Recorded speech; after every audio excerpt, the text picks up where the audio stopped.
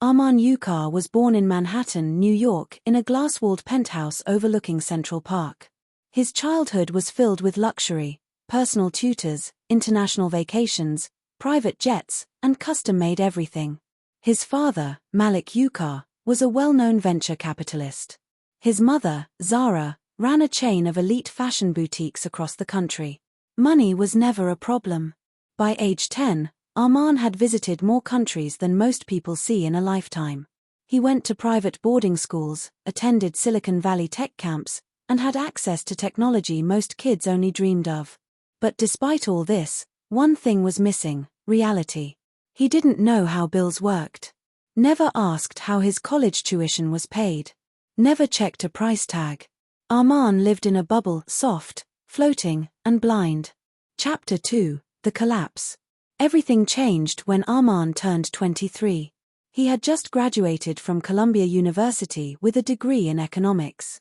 His father was planning to launch a $500 million investment fund in Dubai.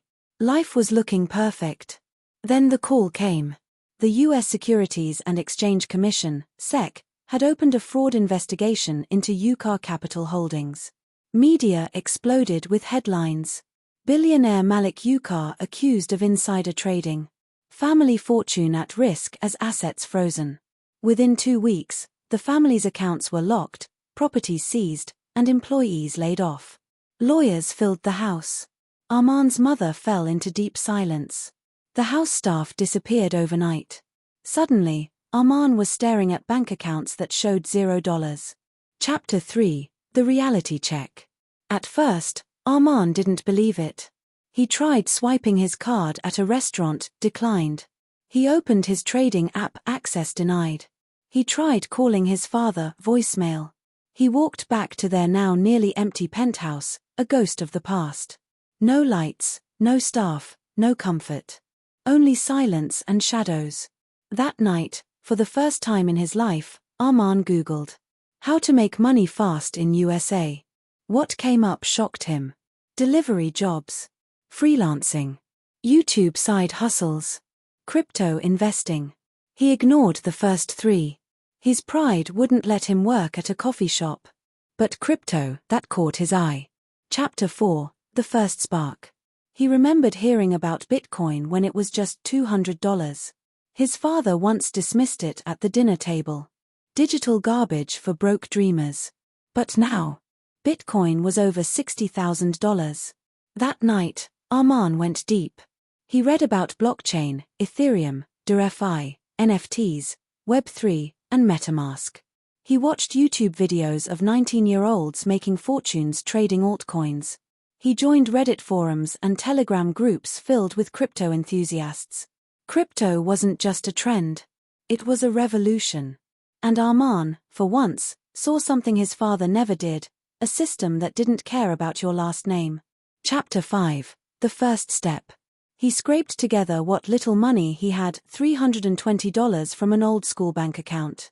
He opened a Coinbase account, bought $150 in Ethereum and $100 in Bitcoin, and left the rest in stablecoin. It wasn't much, but it was his. He stared at the screen and whispered, "This is the start. I'll build my own fortune. No shortcuts." And just like that, Amman Ukar, the rich boy who had lost everything, took his first step toward financial freedom. In a world ruled by code, markets, and chaos, he was finally free to choose his future. Amman woke up to an email from Coinbase. Ethereum was down 11%. His $150 investment had dropped to $133 overnight. He panicked. Was this normal? Was it a mistake? He jumped on Reddit. Terms like HODL, buy the dip, and don't panic sell were everywhere. It was like learning a new language. He bought a journal and started writing daily. What coin did I buy? Why did it go up or down? What's happening in the market? For the first time in his life, Amman was learning how money really works, not just in theory, but in the wild. Chapter 7: The Grind Begins. He sold old clothes online. Picked up freelance gigs on Upwork. Even did video editing for crypto YouTubers. Every extra dollar went into his crypto wallet. He followed. Vitalik Buterin on Twitter. Crypto Casey on YouTube. The Bankless Podcast Daily. He studied DeFi protocols like Aave, Compound, and Uniswap. He learned what gas fees were. He tested $5 trades just to understand how things moved. Amman became obsessed, but for once, it was a productive obsession. Chapter 8. The First Win. 3 months in, Amman put $75 into a small-cap coin called Solstarter, SOS. He read the white paper, joined their Discord, studied the roadmap. 2 weeks later, a partnership with a major exchange sent the price soaring. His $75 turned into $920 overnight. It wasn't life-changing money, but it felt like winning the lottery. He didn't cash out immediately. He sold half, took profits, and left the rest to ride. That day, he wrote in his journal. Lesson number 12, profit is real only when you take it. Don't fall in love with your coins. Chapter 9, mistakes were made. High on his first win, Amman invested $400 into a new NFT project called Dinoverse. The art looked amazing. Influencers hyped it up. Everyone said it would 10x. The mint sold out in 5 minutes. Gas fees were brutal. He barely got in. 2 days later, the devs vanished. Website gone. Discord shut down. It was a rug pull. His $400 vanished. He sat in silence for hours. Angry. Embarrassed. Foolish. But instead of quitting, he did what winners do. He studied the mistake. He researched smart contract audits, checked for doxed teams, and created a personal checklist. Do the founders show their real identity? Is the code audited? What's the use case? Is the community real or bot? Chapter 10, Rise of the Analyst. 6 months after the fall of the Ukar empire, Amman had grown a $320 portfolio into $2,300. Taken 2 online courses in blockchain development. Built a reputation on crypto Twitter with his analysis threads. He wasn't rich yet. But he was confident, informed, and moving with purpose. He realized something powerful. Crypto isn't just money. It's freedom if you're disciplined. And for the first time since his life fell apart, Amman smiled not because of what he had, but because of who he was becoming. By the time Amman hit his 1-year mark in crypto, his portfolio had grown from $320 to nearly $18,000. He had profited from coins like Solana, Matic, and AVAX. Learned how to set stop losses and limit buys. Built a small YouTube channel breaking down coins and tokenomics. One afternoon, Bitcoin surged from $42,000 to $50,000 within hours. Ethereum followed. The market turned green like never before. Everyone on Twitter screamed, "We're going to the moon. Alt season is here. 100x gems dropping now." Amman was excited but cautious. He had learned one hard truth. When everyone's greedy, start protecting your gains. He started taking profits weekly. Moved earnings into stablecoins. Bought hardware wallets. For the first time, he felt in control. Chapter 12, Family Ties. His father, Amman Ukar, was still under federal investigation. Legal battles were draining. The media rarely mentioned them anymore, but the damage was done. Amman visited him at a federal hearing once. Malik looked older, thinner, humbled. "I hear you're doing something with Bitcoin," he asked, half laughing. Amman nodded. "Trying to build something real. From scratch." Malik looked at his son, eyes soft. "You're doing what I never taught you to do," he said. "Earn. Survive. Grow." That night, Amman wrote, "Your last name opens doors, but only your mindset keeps you inside." Chapter 13, The Hype Trap. With confidence rising and profit stacking, Amman took a risk. He invested $5,000 into a trending meme coin, Dog X, after seeing it trending on Twitter. The price exploded, for a day. Then the devs dumped. Wallets unloaded. Exchanges delisted it within 48 hours. His $5,000 turned into $270. It hurt. But it didn't break him. He realized. Hype makes headlines. Research makes money. He created a rule for himself. No meme coins without utility. Only invest in what you understand. Take time before every move. Crypto wasn't just a playground. It was a battlefield. Chapter 14, Building His Tribe. Amman started live streaming his research on YouTube. He called it Crypto Clarity, short, honest reviews of new tokens, platforms, and risks. People respected his calm style. No hype. No affiliate links. Just real talk. He grew from 400 to 15,000 subscribers in 3 months. Discord followed. Sponsors called. A DeFi startup even offered him a part-time analyst job, $3,000 per month in USDC. Amman took it. Now he was earning in crypto, not just investing in it. Chapter 15, Crossing $100,000. Exactly 18 months after his journey began, Amman checked his portfolio. $104,737.82. He stared at it for a long time. Tears welled up. He didn't cry because he had 6 figures. He cried because he did it on his own, no connections, no trust funds, no shortcuts. His journey wasn't over. But for the first time, he could finally say, "I'm not rich because I was born into money. I'm free because I learned how to create it." After crossing $100,000 in assets, Amman asked himself, "Now what?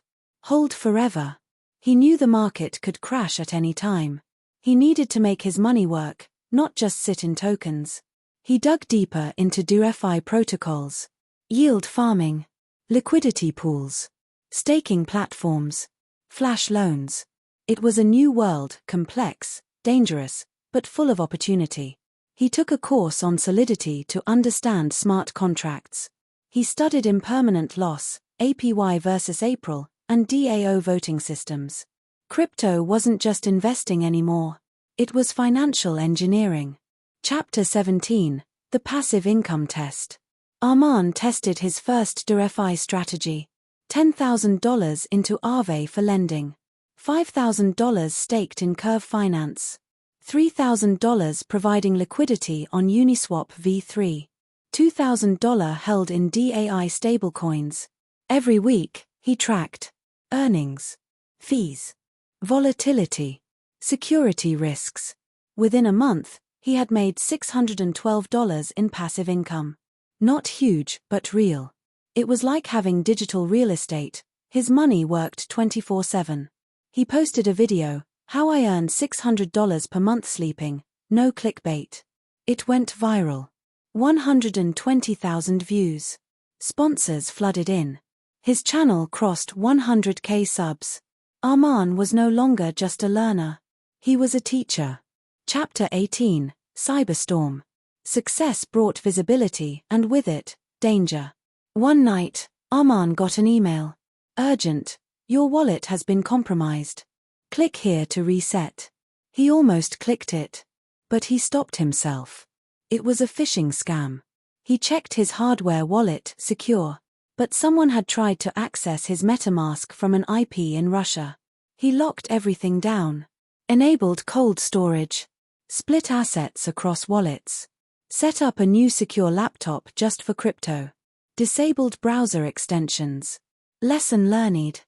Crypto is freedom, but freedom requires responsibility. Chapter 19, The Burnout. Months passed. Amman was managing $120,000 in assets. Running a growing YouTube channel. Helping a DeFi startup with analytics. Speaking at online events. But he barely slept. Ate at his desk. Wasn't seeing friends. Crypto ran 24/7, and so did his anxiety. One night, he stared at his screen, charts blinking red and green. He hadn't left his apartment in 4 days. He whispered, "I got into this for freedom. Why do I feel trapped?" He paused everything. Shut down socials for a week. Meditated. Walked. Slept. When he came back, he wrote in his journal, "The goal isn't just financial freedom. It's emotional freedom too." Chapter 20, The Upgrade. Coming back with clarity, Amman reorganized. delegated editing work to freelancers, automated alerts for market shifts, rebalanced portfolio to reduce risk, focused on long-term protocols, not hype coins. He made peace with the fact that he couldn't control every chart or predict every crash. What he could control was his process, mindset, and time. He no longer chased pumps. He built systems. And in those systems, he found something better than wealth. Peace of mind. White heavy checkmark. End of part 4, ~1 300+ words. Pushpin progress recap. Part 1. The collapse of his family's wealth leads Amman to discover crypto. Part 2. He learns, fails, and starts building a portfolio from scratch. Part 3. Gains momentum, hits $100,000, and builds a personal brand. Part 4. Explores DeFi, earns passive income, secures assets, and avoids burnout.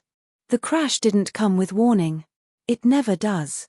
First, Bitcoin dipped 10%. Then Ethereum fell below $2,000. Then the altcoins started bleeding one by one. Amman refreshed his portfolio. The numbers dropped in real time. $120,000, $97,000. $97,000, $81,000.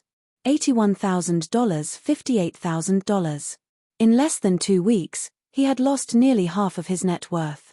Panic swept the market. YouTubers deleted videos.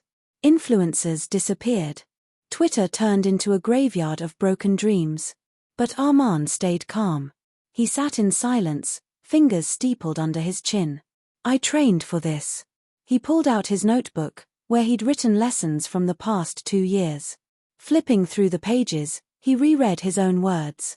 You don't lose in bear markets. You learn how to survive. Chapter 22. Cleaning the closet. Amman spent the next 3 days restructuring everything. Sold off meme coins and low-cap tokens. Consolidated into majors, BTC, ETH, SOL, AVAX. Pulled liquidity from risky pools. Paused all high-risk DeFi strategies. He wasn't scared. He was focused. He recorded a 45-minute YouTube video titled, Crypto Winter, I lost $60K. Here's what I'm doing now. No drama. No clickbait. Just brutal honesty. The video went viral again not because it promised wealth, but because it showed resilience. His subscriber count jumped to 220,000. He was no longer a survivor. He was becoming a leader in the space. Chapter 23. Learning from Legends. During the downturn, Amman stopped chasing gains. He started chasing wisdom. He read The Bitcoin Standard by Saifedean Amos. Led Money by Nick Bottia. Principles by Ray Dalio. The Intelligent Investor by Benjamin Graham. He joined weekly crypto discussion rooms on Clubhouse and Twitter Spaces. Not to speak, to listen. He started connecting with developers, macroeconomists, and protocol founders. He realized something big. Crypto isn't just about coins. It's about rebuilding the entire financial system. That changed everything. He wasn't a trader anymore. He was a builder. Chapter 24. DAO Power. Amman was invited to become a delegate for a growing DeFi DAO called EcoFi. They were building a decentralized insurance protocol for farmers in developing nations. The idea was powerful: use blockchain to cover climate risk. He accepted. He began voting on proposals, reviewing treasury strategies, and helping shape governance. It wasn't about price charts anymore. It was about impact. He hosted a Twitter space titled DAOs, The Future Beyond Speculation. Over 8,000 people tuned in live. Amman had evolved from crypto student investor educator voice of vision. Chapter 25. From Wealth to Purpose. Despite the market staying cold, Amman's peace grew warmer. He built a second YouTube channel focused only on crypto philosophy and decentralized future concepts. It wasn't about money. It was about meaning. He got offers from VCs and exchanges to shill tokens. He refused them all. He joined a public initiative to educate high school students on blockchain and financial literacy in underprivileged communities. At one school in Newark, A 17-year-old asked him. How did you get rich? Amman smiled. I didn't get rich. I got free. Wealth came after I learned how to think. Chapter 26. The storm isn't the end. One cold morning, Amman checked his portfolio again. Total value, $61,890. Down from $120,000, but still alive. No debt. No rent. No bills unpaid. He sipped his coffee, leaned back, and wrote in his journal. This winter wasn't a loss. It was a cleanse. The weak left. The blind quit. The greedy fell. But the builders, we're still here. Crypto winter didn't destroy Amman. It reforged him. And when the market thawed, he wouldn't be chasing the trend. He'd be leading it. The market was still cold. Bitcoin hovered around $17,000. Altcoins lay in pieces. Yet Amman was energized not because prices were up, but because his mind was on fire. He sat at his desk with a whiteboard behind him, filled with sketches, arrows, protocol names, and one word circled 3 times. Trust. No matter what the market did, one thing remained clear to him. Crypto is decentralized, but trust is still centralized, in people, hype, and unverified promises. He wanted to fix that. He wanted to create something people could use to verify what's real, not with opinions, but with code. Chapter 28. The birth of ProofLink. Over the next 3 months, Amman withdrew from content creation and public forums. He hired 2 Solidity developers, 1 UX designer, and an open-source advisor. He used $25,000 of his own funds to pay for it all. The project was called ProofLink. Proof. Not promises. The goal, a decentralized on-chain verification system for team identities, doxed with zero-knowledge proofs, smart contract audits, real-world project deliverables, token vesting schedules, DAO performance. In short, a proof layer for Web3, one that anyone could integrate. Imagine a user visiting a DeFi project and seeing a green verified by ProofLink badge. DAOs proving they delivered results, with receipts. Investors being able to validate real-time team activity, not just vague roadmaps. It was ambitious, risky, technical. But Amman was all in. Chapter 29. Resistance. As soon as he began outreach, resistance came in waves. VCs called it anti-hype. Influencers mocked the idea, no one wants homework before aping in. Even builders said, people don't care about proof, they chase pumps. But Amman didn't flinch. He remembered the rug pulls. The lost savings. The scams disguised as innovation. He'd lived through them. So had thousands of others. He wrote a Medium article titled, "Crypto doesn't have a trust problem. It has a proof problem." It went viral. Developers reached out. Ethical DAOs wanted in. Even Coinbase Ventures sent a message, "Let's talk." Amman didn't need approval. But now he had momentum. Chapter 30. Code, sleep, repeat. The grind was brutal. He worked 14-hour days. Smart contract testnets. Governance tokenomics. Security audits. Writing documentation. Building a community. He launched a developer beta on GitHub with early access to DAO tools. 10 protocols signed up in the first 48 hours. But then came the breach. Chapter 31. Security trial by fire. One morning, a user submitted a bug bounty claim. A severe exploit, if left unpatched, could have allowed malicious projects to forge verification logs by spoofing data sources. Amman's heart stopped. This was exactly what ProofLink was supposed to prevent. He contacted the dev team immediately. Within 12 hours, the exploit was patched, contracts updated, and the bounty paid $12,000 in USDC to the white hat hacker. Amman wrote in the public changelog, "Transparency is not a feature. It's a responsibility." Users respected it. Other projects? They would have covered it up. ProofLink owned it, fixed it, and kept building. Chapter 32. The Genesis block. 6 months after writing the first line of code, Amman launched ProofLink mainnet on Arbitrum. $Plink token, 1 billion total supply. No pre-sale. No VC round. 70% reserved for community and protocol contributors. Governance via Snapshot DAO. Protocol integrations started with 22 verified DAOs. He didn't host a flashy livestream. He posted a single tweet. Mainnet is live. Trust is earned. Proof is built. #proof link. In the next 24 hours. $Plink traded on 3 DEXs. Trending number 2 on Arbitrum Explorer. 4,300 new wallets joined. DAO governance proposal number 001 was submitted by the community, not him. Prooflink was no longer his project. It belonged to the chain. Chapter 33, A New Kind of Wealth. Weeks later, Amman checked his wallet.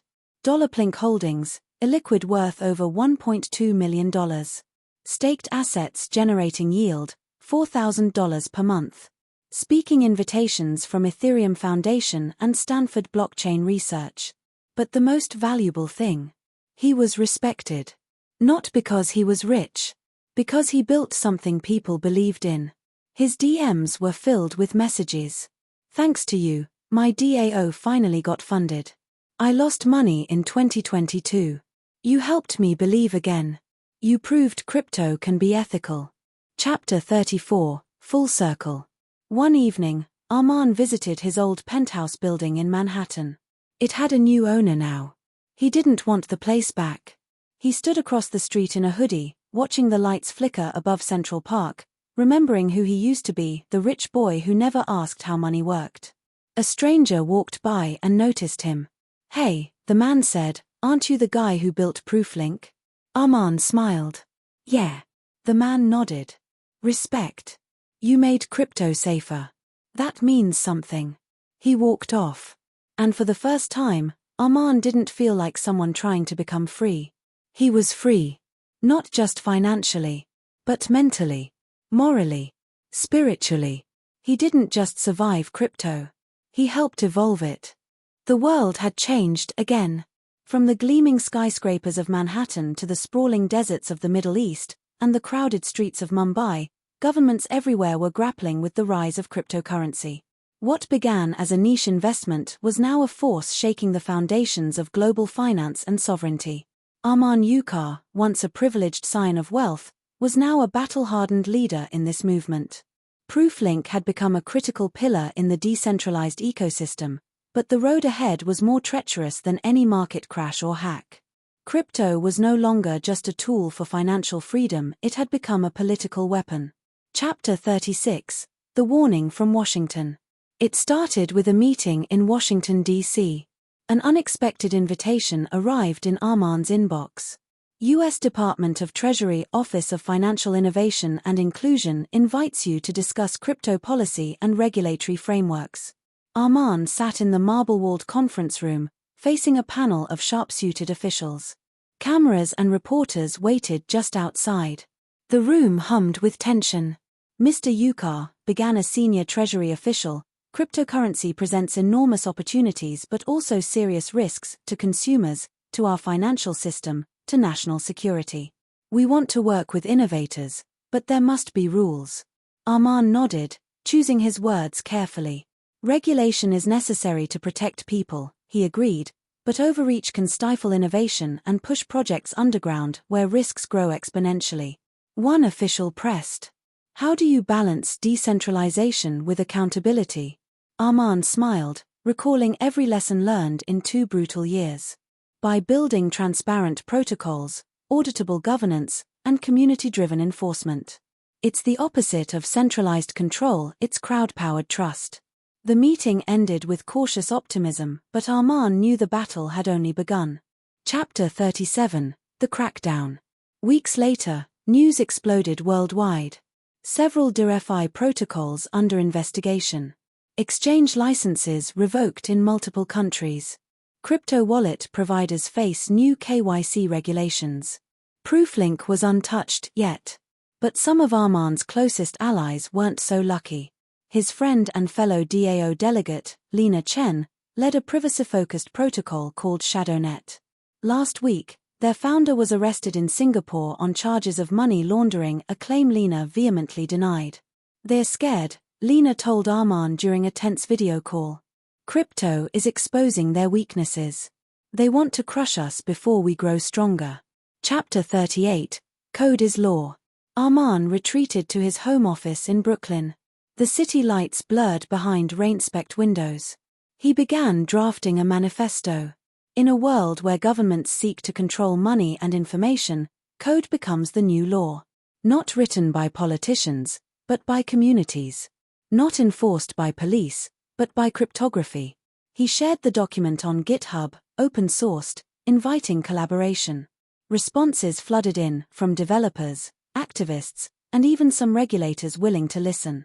This was more than a manifesto. It was a call to arms. Chapter 39, The Global Network. Crypto was borderless, but the fight was local. Amman coordinated with activists from Caracas to Kiev to Nairobi, all using ProofLink and other protocols to resist censorship, evade capital controls, and build autonomous financial systems. They formed a loose coalition named Chain Guardians, a decentralized alliance fighting for financial sovereignty worldwide. Amman led weekly strategy calls, helping prioritize projects, share intel, and mobilize resources. One member, an activist named Amina from Lagos, described how ProofLink verified aid distribution on the blockchain, bypassing corrupt intermediaries. Another, Yuri from Kiev, used it to prove transparency in community-run energy co-ops during wartime blackouts. Chapter 40, The First Strike. In early 2026, the tension exploded. China, long hostile to crypto, launched a massive cyber attack targeting decentralized exchanges and wallets. Millions of users found funds frozen or inaccessible. Amman convened an emergency Chain Guardians session. "This isn't just an attack on technology," he said gravely.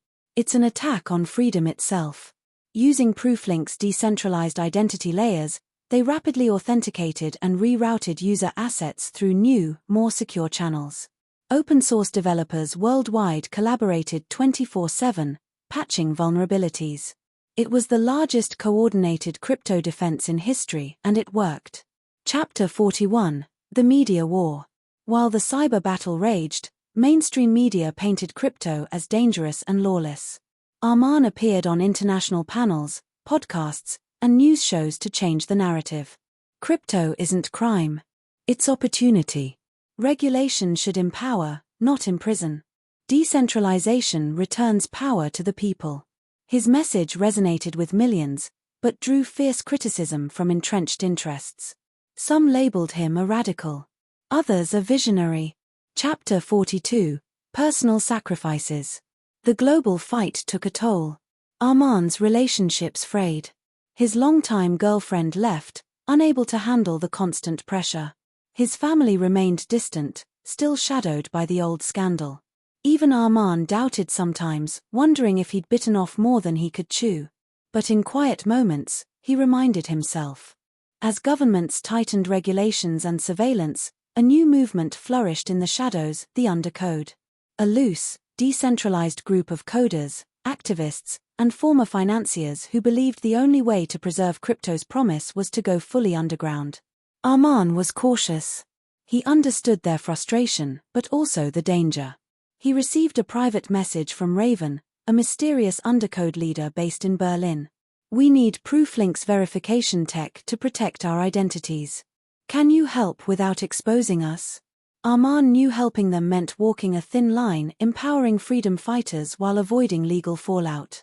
He agreed to build a stealth version of ProofLink, encrypted, anonymized, and resistant to all forms of surveillance. Chapter 44, The Deep Web Summit. Amman traveled to an unmarked location in Amsterdam for a clandestine summit.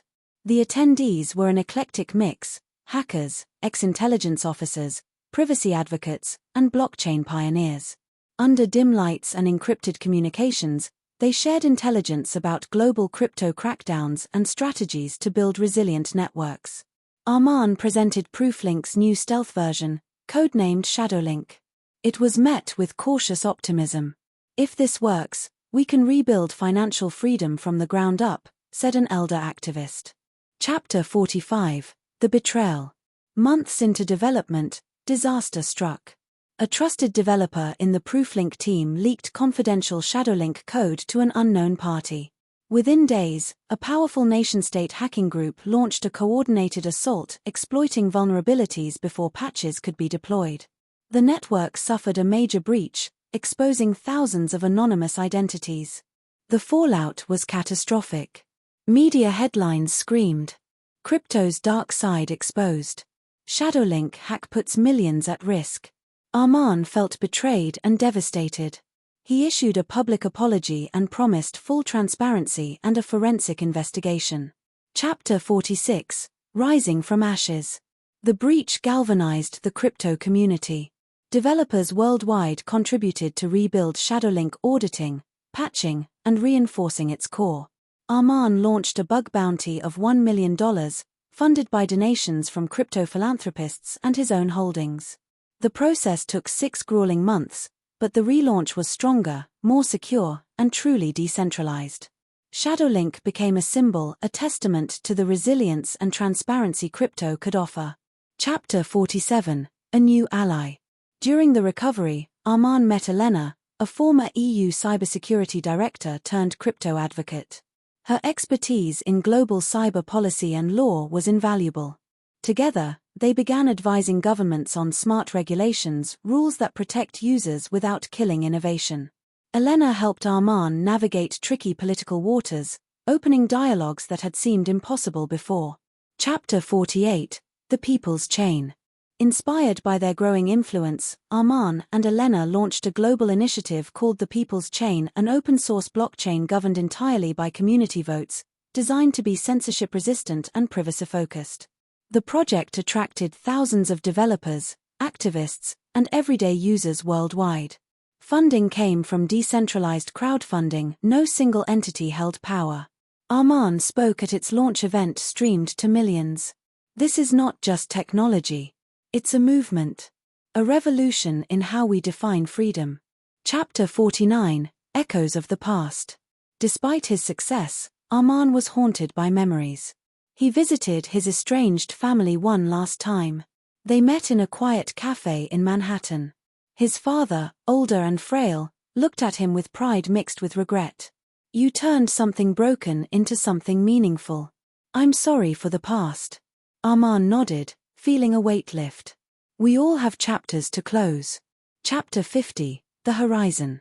As 2027 dawned, the crypto landscape was changing. Mass adoption was no longer a dream, it was inevitable. But so was resistance.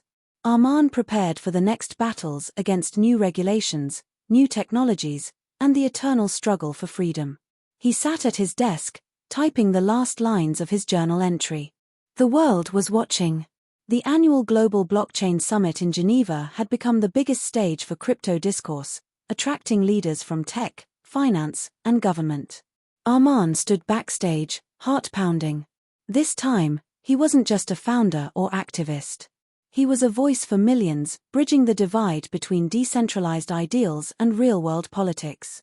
Chapter 52: The Speech. As Amman stepped onto the stage, a hush fell over the packed auditorium. "Ladies and gentlemen," he began, "we are at a crossroads. Crypto is no longer just technology or investment. It is a movement for freedom, equity, and transparency." He laid out the vision behind Prooflink and the People's Chain, emphasizing the power of community governance. "We must build bridges, not walls. Regulations that protect without strangling innovation. Protocols that empower users rather than corporations." The crowd erupted in applause. Chapter 53: The Opposition. But not everyone applauded. In the VIP lounge, representatives from traditional banks and governments exchanged worried glances. A prominent financial regulator whispered to a colleague, "We cannot let decentralized finance destabilize our systems. We need tighter controls, or this will spiral out of control." Backstage, Amman knew the coming years would be a battle on multiple fronts: technological, political, and ideological. Chapter 54: The New Alliance. After the summit, Amman met with Elena and a surprising new ally, Senator Marcus Hollis, a vocal crypto supporter in the US Senate. Hollis shared plans for a bipartisan bill promoting blockchain innovation hubs and regulatory sandboxes, safe spaces for projects to grow under government supervision. Amman was cautiously optimistic. "We need cooperation," he said, but without compromising the soul of decentralization. Chapter 55, Shadows of Control. Meanwhile, dark forces were gathering. State-backed cyber operatives launched sophisticated campaigns to infiltrate crypto networks, spread misinformation, and manipulate markets. Prooflink and the People's Chain became prime targets for misinformation attacks, phishing scams, and coordinated hacking attempts. Amman's team worked non-stop, countering threats, educating users, and strengthening defenses. Chapter 56, The Turning Point. In late 2027, a breakthrough came. An alliance of governments, led by forward-thinking regulators and technologists, announced the Open Blockchain Accord, a global framework supporting interoperable, secure, and user-friendly blockchain systems. Amman was invited as a key advisor. The accord promised transparent compliance standards, cross-border collaboration, protection for individual privacy and security. Chapter 57, The Personal Cost. The intense pace took its toll. Amman's health declined. Sleepless nights and stress led to a serious diagnosis, early-stage burnout. He retreated from public life briefly, focusing on recovery and mindfulness. During this time, Elena and the team managed day-to-day operations, pushing projects forward. Chapter 58, A New Generation. Rejuvenated, Amman returned with a new focus: mentorship. He launched the Chain Pioneers Initiative, a global program empowering young developers, activists, and entrepreneurs to build ethical blockchain solutions. Participants from over 50 countries joined, fueled by Amman's vision. Chapter 59, The Future Beckons. By 2028, Amman's impact was undeniable. Prooflink was integrated into hundreds of projects worldwide. The People's Chain had over 1 million active users. He stood on the edge of a new era where crypto wasn't just a tool for wealth, but a foundation for a fairer, freer society. Chapter 60, The Last Journal Entry. One quiet evening, Amman wrote, "Freedom is not a destination, it's a journey. The code we write today shapes the world of tomorrow. The future is decentralized, inclusive, and unstoppable."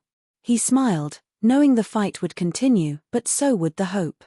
Amman's work with governments and decentralized communities increasingly focused on building bridges, not battles. He spearheaded initiatives to connect traditional finance and decentralized systems, proving they could coexist.